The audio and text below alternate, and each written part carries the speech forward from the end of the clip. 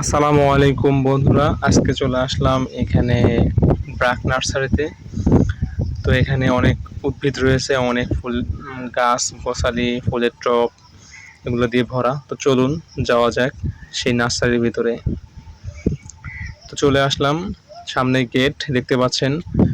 তো গেট দিয়ে ঢুকলাম, ঢোকার পর দেখেন অনেক উদ্ভিদ যেটা টব দিয়ে সাজায় রাখছে। অনেক গাছ, আমের গাছ, তারপরে ফুলের টব।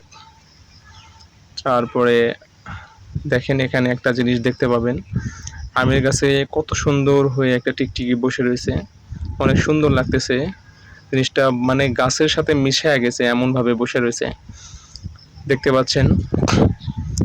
তো তারপরে সেখান থেকে আমরা এই সাইডের দিকে একটু সামনের দিকে চলে গেলাম। তো এখানে অনেক গাছ রয়েছে যে টপে টপে সাজানো রয়েছে, এগুলো আপনি চাইলে কিনতে পারবেন।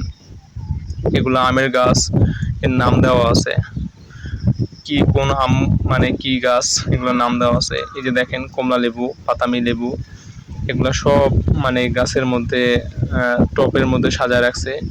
এগুলা গাছ আপনি চাইলে কিনতে পারবেন, কোনো সমস্যা নাই। এই একটা গাছ যেটা আমি চিনতে পারতেছি না, এটা কি গাছ আমি জানিও না।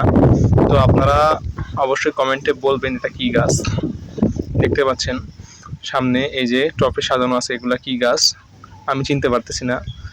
তো সামনের দিকে একটু আরো আগায় গেলাম, তো আরো হাজার হাজার ফুলের গাছ এরকম ভাবে সাজায় রাখছে, কত সুন্দর একটা গেট সাজায় রাখছে, দেখতে পাচ্ছেন।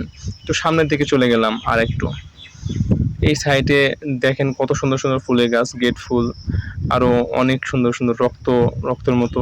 তো সামনে একটা ছাউনি দেখতে পেলাম, এই ছাউনিতে যেয়ে উঠলাম, অনেক সুন্দর একটা ছাউনি, নিচে আবার আপনার কার্পেট দেওয়া। এই যে কি গাছ